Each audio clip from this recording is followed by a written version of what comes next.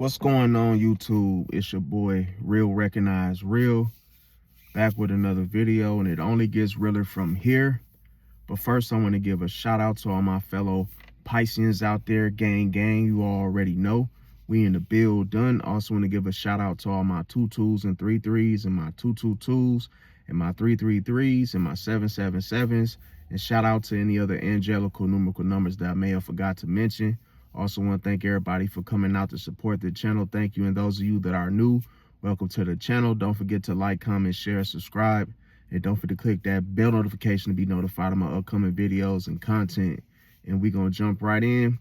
So today was the continuation of part 2, you guys, of being surrounded by enemies and how to win with the Pisces mindset. Now, see, one thing you got to work on is you got to change the way you see things. You got to change the way you respond, see, by absolutely doing nothing.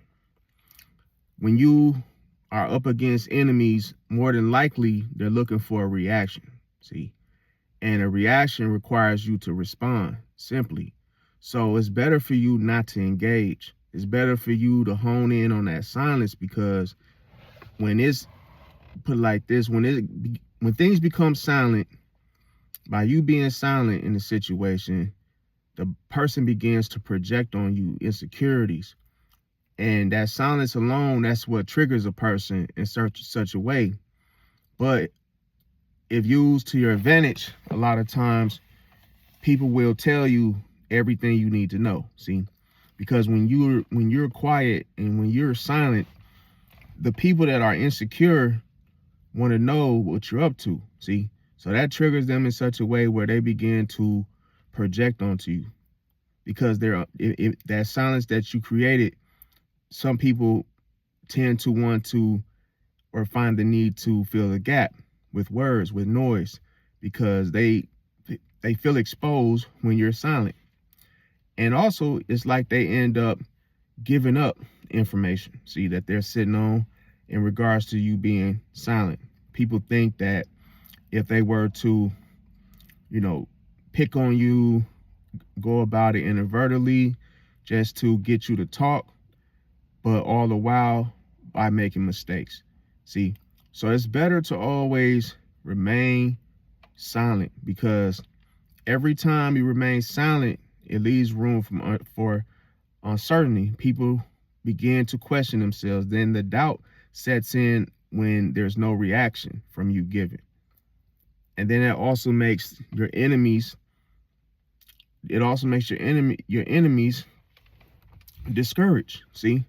So that's why I say, like, if you're in a situation and you may feel the need to engage, even if they're, on Facebook, any type of social medias, Instagram, Snapchat, and even if someone says something, you may be quick to defend yourself by, responding, adding words, just so you don't seem like someone that is weak. But you're not weak, because even if you're setting the tone with the indifference, is not indecision, see? So you're very sure of yourself and strategic in such a way where you don't let people just bombard you into a reaction, because it's not about beating your enemy. It's not about your enemy beating you.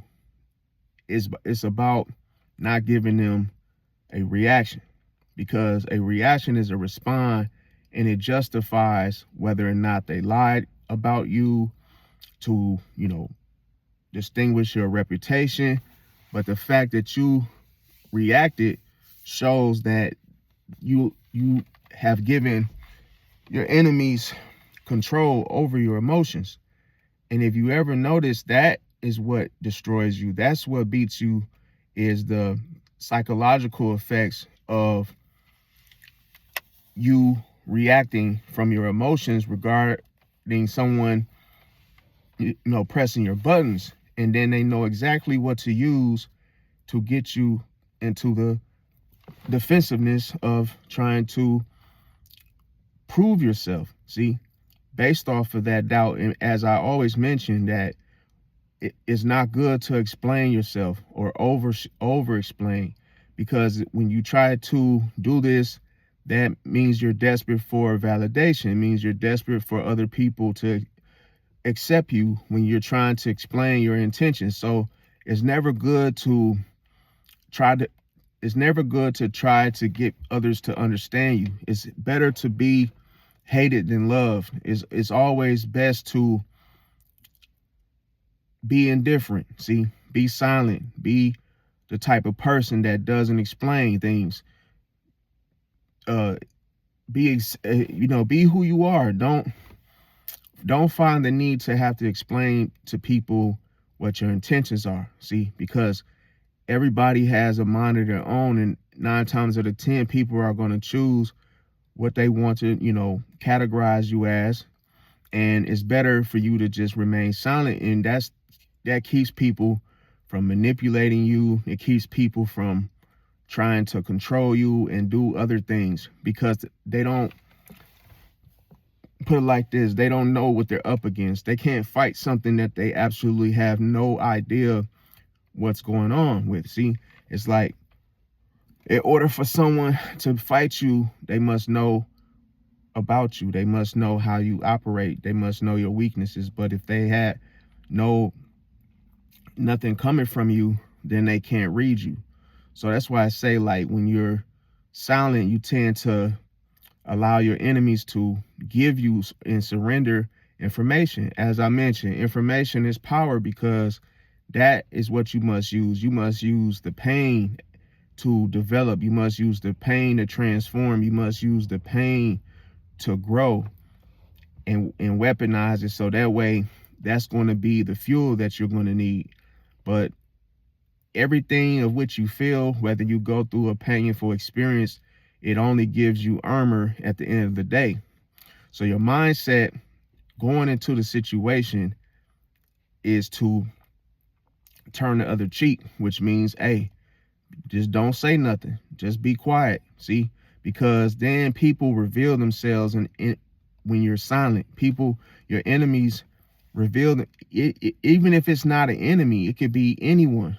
They will always reveal themselves to you. See, also stop giving ungrateful people, your blessings. Stop sharing with ungrateful people. Some people tend to not appreciate things, even if they ask for something, and let's say they don't ask for something, but sometimes you may try to do everything right and trying to be perfect and trying to help people to be seen as such. But I'm here to tell you, only give to those that are consistently respectful, those that are consistently thankful, and those that are with you and that have been with you. See, but don't get caught up in trying to validate through others or try to people please, because then it's going to backfire every single time. So that's why I say, just when it comes to giving, you only do it to people, like I say, someone that actually in need. Yes, it's nothing wrong to help someone. Like, if somebody was homeless, yeah, absolutely help them. But I'm saying, like, if it's somebody that knowingly that's not grateful, that may, put it like this, may at times not say thank you, And that's another thing. Some people think when they join a new job, they think when they meet someone new, they think they have to give everything so freely, so easy. But there's not even, put it like this, that's something that you shouldn't do, because it shows weakness. Because where things are freely given, people tend to assume or identify it as weak. See, they don't respect you for being kind. They don't respect you for helping and giving. That's why you got to make sure you're giving to the right person, the right people, because we have this thing called taking advantage of, and that's what simply happens because you haven't given this person time for you to, you haven't given this person time to know whether they're your friend or not, or, hey, could possibly be a friend or someone you could find in. It takes time to do so. So when you don't take the time aside to actually get to know people, then what you're doing is you're actually giving yourself a death sentence because you're not putting up any boundaries. Boundaries protect you from such things. Boundaries protect you from a death sentence. It keeps you from being hurt. See, because if someone has to trip over a boundary, that means that you have set in motion things to, you have set restraints, you have set restrictions, limits for people not to go over. Because, you know, without those boundaries, people could easily just overstep them and then disrespect you openly. And that's why I said, in order for you to fully get to know people before you just let them in your circle, because a lot of times you don't really know people as you think you know them. People oftentimes wear fake smiles with hidden intentions, bad intentions behind the smile. So it's like a lot of times you can be closer to an enemy and not even realize it, because the person charmed you, the person was always, you know, smiling to you, smiling every time you saw them. They were complimenting you, but so does the enemy, because you understand, the enemy wears perfume, the enemy wears cologne, the enemy wears a smile, all while having ill will intentions towards you, and could be your enemy all along. But that's why you never expect them to, because what does a betrayal mean? A betrayal means that you didn't see it coming. So how did that person get close up on you without you realizing this? Because they flattered you, they gave you compliments, they were smiling the whole time, for you not to know or realize in one instance that, oh, this person was never on my side. See, you got to watch the most friendly person in the room when time hasn't been given enough for you to decide whether or not this person is such. Because if you just go by what you see, then you will end up falling for their illusion. So that's why I say, if you remain silent and observant, you will be able to catch this early, because anybody that comes off too friendly with compliments, you know, those that are quick to speak good on your name when they just met you, keep an eye out for those red flags, because there's no way for them to compliment you if you just met them, or those that just seem like, oh, everything you do is great, and you wonder why they're always trying to tell you good things or say such things to stroke your ego, or or to make you feel good, or to make you like them, in order for them to, you know, backstab you and sting you later on. So I say this is part 2. I'll continue on with the series, surrounded by enemies, and you win by having a Pisces mindset. And I'm gonna go and start part 3, and I'm gonna give you guys the live segment as well. I love y'all. Smash that like button if you agree, and if you're a Pisces, and share this video with anyone that you feel that could possibly benefit from it. And I'll catch y'all on the next one. Peace out.